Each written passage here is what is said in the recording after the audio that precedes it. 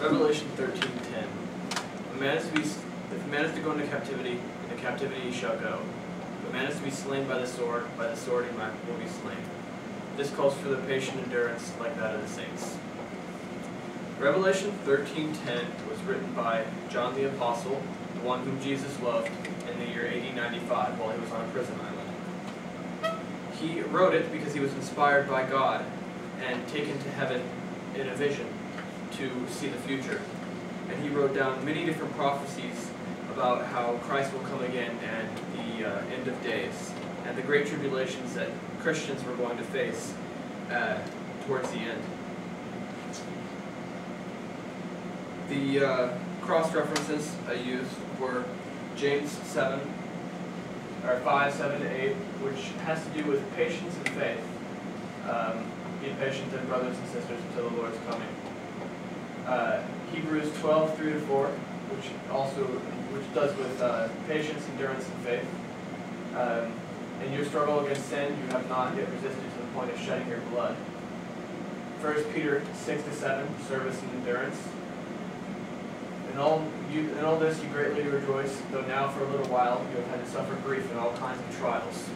Each one of these verses has a certain key phrase in it that shows the kind of faith that we're supposed to have and how we're supposed to go through the trials that we're going to suffer. Revelation 13:10 has many different words that give an exact meaning to what it's trying to portray. The word captivity, literally and figuratively, means persecution. To go into captivity means to be taken against your will, to be even trapped in your own mind. We need to always remember that God is with us even when we're captive, when we're being persecuted by those who would want to harm us.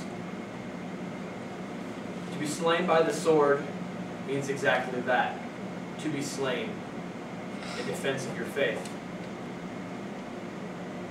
Faith unto death is the ultimate call of a Christian. Although death is inevitable, you must be perseverant in your faith and you must serve and be faithful that God will always deliver you from injustice.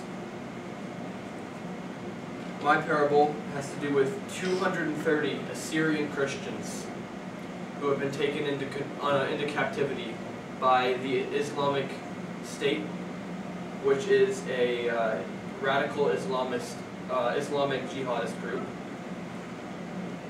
230 of them have gone into captivity, and they are going to charge $23 million to the loved ones of these captives for them to remain safe. They have been in captivity for 9 months, and no one really knows their condition. Some have been killed, others are, from the pictures they've seen by the Islamic group, are extremely malnourished. For the Christians still living in Assyria that are not in captivity, the Islamic community has put down a set of Islamic tolerant guidelines that the Christians must follow, which go against their own faith. But they have to follow them if they want to remain alive or not go into captivity also. This story should inspire Christians that when you're going through your tribulations, you should still remain faithful. No matter what you go through, God is always going to be with you. You can always talk to Him. He's always around us. He hears everything we say, everything we think. The bond between us and Christ only gains strength when we're going through a difficult time. For the non-believers in the class, you should always believe in yourself. You need to remain true to your morals when you're in captivity. You need to be strong, be resilient, never ever show cowardice. Otherwise, your enemies will use that against you. You will crumble. Going through trials like that, they will make you a stronger person and a better person all throughout. I got my story from gospelherald.com. Did not have an author. And my cross-references were all pulled from the Lutheran Service Bible. Bible, or study Bible. Consider this your call into the service of the Lord. Remain steadfast in your faith. Our reward in heaven is much greater than all the trials that we're going to go through. Basically, it's worth it. Thank you. Let's give him a round of applause.